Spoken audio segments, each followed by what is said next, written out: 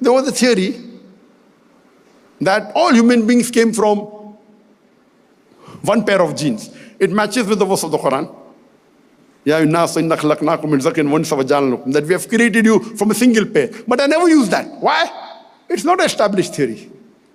It matches with the Quran. But why should I use that theory which is not established?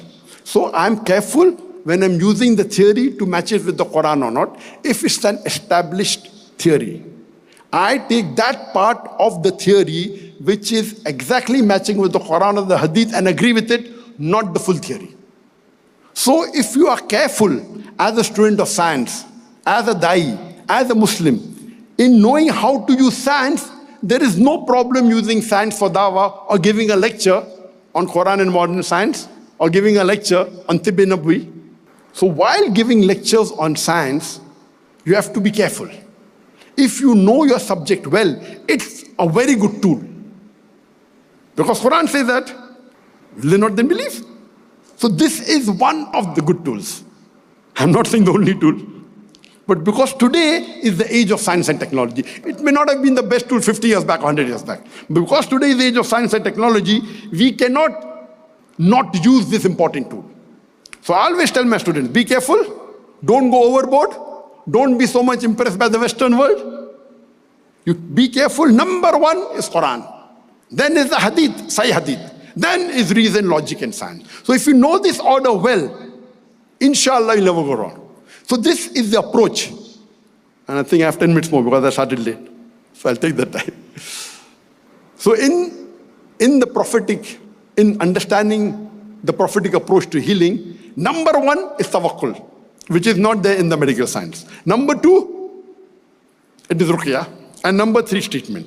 Now, I want to cover those hadith which are usually attacked by the non-Muslims and so-called, inverted commas, modern Muslims.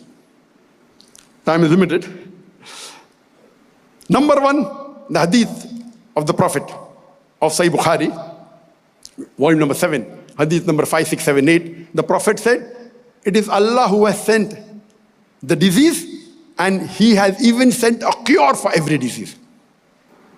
Previously, we knew thousands of diseases humankind did not have cure. Today, how many diseases can you name which doesn't have a cure? How many?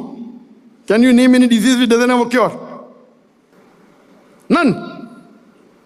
None. How many diseases that medical science doesn't have a cure for, that you know of? Don't know a single. Alzheimer. MashaAllah, you're correct. Commonly people know HIV, cancer. But sister, you're right. There are many diseases. Number one, when you're using ChatGPT is not gospel truth. Very much. ChatGPT can misguide you a lot. And best way to check how good the ChatGPT is, you put the information which you know and few people know. And you'll never get the right answer. If you ask ChatGPT about, do you know Sahaba by so-and-so name, it will pick up from somewhere and give you a new hadith. Not there in Islam. So please be careful. When I got ChatGPT, I checked up. Who is Dr. Zakir Naik? And I would like to take more. And there is a new information called as AI Fiesta. AI Fiesta is a new application launched by Dhruv Rathi from India, in which he has together 10 different ChatGPTs. Normally, when you have a free ChatGPT and a paid one, the paid one normally costs $20 a month. The free one is limited. Now, this person launched an AI Fiesta. It started with 6, now it is 10. It has GPT-5, it has Gemini 3, it has Grok 3, it has DeepSeek, it has Claude Hightas 4.5, it has Clio Stance, it has Perplexity Sonar, it has Kima K2, it has Llama 4 and Quen. These are new ones. These are supposed to be the top 10. When you use that, it's only for $10 a month. If you take 10 separately, you'll have to pay $200 a month. If you take this, it has limitations. You can't ask too many questions, of course, because he is taking in bulk. You can ask up to 3 million points a month. So when I ask on this, I can compare the answers of different LLM models, AI. And you'll be shocked to know some answers which are known to everyone is common, which are not known, they differ chalk and cheese. So when I typed, who is Dr. Zakir Naik? Alhamdulillah, 85% correct, 95%, 90%, alhamdulillah. Quite.